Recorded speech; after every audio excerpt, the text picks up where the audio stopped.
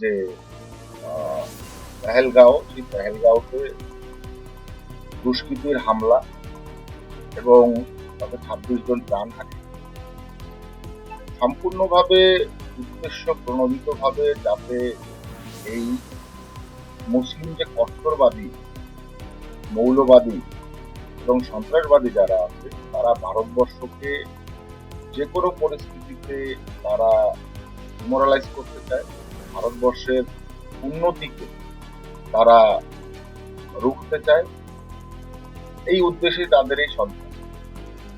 মাননীয় প্রধানমন্ত্রীর নেতৃত্বে আমাদের যে ভারতবর্ষের সরকার রয়েছে, ভারতীয় জনতা পার্টি সরকার, সম্পূর্ণভাবে আমরা দেশের মানুষকে কনভিন্স করে সমস্ত ভারতবর্ষের নাগরিক আমরা এক আছি, যার জন্য পাকিস্তানের বিরুদ্ধে আমরা আমাদের পক্ষ থেকে একটা কঠোর নীতি আমরা নিতে চলেছি যে তাদের সাথে কোনো প্রকার কোনো কিছুকে তাদের না কনসিডার করা হবে, তাদের সঙ্গে না কোনো ট্রেড করা হবে, না তাদের সঙ্গে কোনো রকম আমাদের সম্পর্ক থাকবে। আপনারা কিছুদিন আগে দেখেছেন একটা বিজ্ঞপ্তি আমাদের সেন্ট্রাল গভর্নমেন্টের থেকে দেওয়া হয়েছে যে তাদের সাথে সিন্ধু জল চুক্তি আমরা বন্ধ করে দিয়েছি, আমরা চিনাবের যে জল চুক্তি সেটা বন্ধ করেছি, আমরা এয়ার স্পেস বন্ধ করেছি এবং যে সমস্ত ট্রেড গুলো হতো সেই ট্রেড গুলো বন্ধ করে দিয়েছি।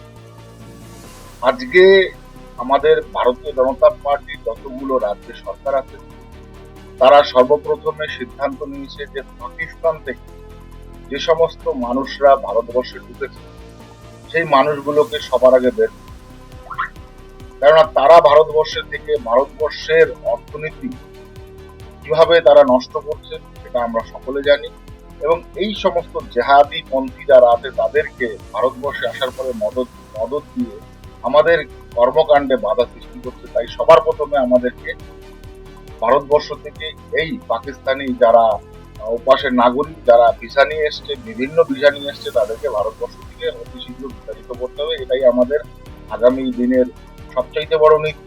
এই নীতিতে আমরা খুঁজে বার করেছি প্রায় 5.5 লক্ষের উপরে যারা পাকিস্তানি নাগরিক আছে, তারা ভারতবর্ষের যারা নাগরিক তাদেরকে বিবাহ করে ভারতবর্ষে এসছে, ভারতবর্ষে থাকছে এবং এখানে এসে বিভিন্ন জেহাদি কাজের ভিতরে তারা অংশগ্রহণ করে ভারতবর্ষের অর্থনীতি, সামাজিক অবস্থানকে তারা সারা ভারতবর্ষে 5.5 লক্ষের উপরে পাকিস্তানি সিটিজেন তারা এখানের সিটিজেনদের বিবাহ করেছে, চাই সে পুরুষ হোক বা মহিলা হোক, যে কোনো অবস্থাতে। এই যে সিচুয়েশন থেকে আমাদের কঠোর যে নীতি প্রয়োগ করতে হবে, তাদেরকে ভারতবর্ষ থেকে বিতাড়িত করতে হবে।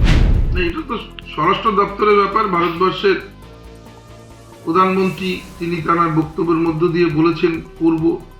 আমরা প্লয়ন কাণ্ড দেখেছি, সার্জিক্যাল স্ট্রাইক হঠাৎ করে দেখলাম, তারপরে থেমে গেল। এই ঘটনা আমরা চাই দ্রুততার সহিত এর বিচার হোক, পাকিস্তানের জবাব পাক। কিন্তু এইখানে বসে একটা ছোট মন্ত্রীরা বাইট দিয়ে দিচ্ছেন, যেন মনে হচ্ছে স্বরাষ্ট্রমন্ত্রী বক্তব্য রাখছেন। এইসব কিছু ব্যাপার আছে, গায়ে মানে না আপনি মরুন।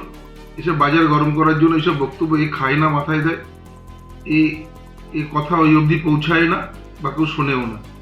অতএব আমরা চাই এই যোগে কথা বলা উচিত তাঁরও, যে কেন্দ্রের নিয়ে প্রধানমন্ত্রী স্বরাষ্ট্রমন্ত্রীর কথা নিয়ে বেশি ব্যস্ত, অথচ যেখানকার সাংসদ হয়েছে সেই জায়গায় কোনো কাজ করে না, সেই জায়গায় নিরাপত্তা নিয়ে কোনো চিন্তাভাবনা নেই, যে মানুষের কোনো বিপদের সময় পাশে থাকেন না, তার ডেভেলপমেন্টের টাকা সেইগুলো নিয়ে বক্তব্য দিতে বলুন, যে তার 5 কোটি টাকা করে বছরে কোথায় দিচ্ছে। পেট্রাপোলে ব্যবসায় সমস্যা হচ্ছে, পেট্রাপোল ব্যবসা, সেই জায়গায় যে সমস্যা তৈরি হচ্ছে, বিজেপির মধ্যে গোষ্ঠী কন্দল নিয়ে তারা ভাগ বাটারা করে খাচ্ছেন, সাধারণ মানুষ কিছু পাচ্ছেন, এইসব নিয়ে কথা বলুন না।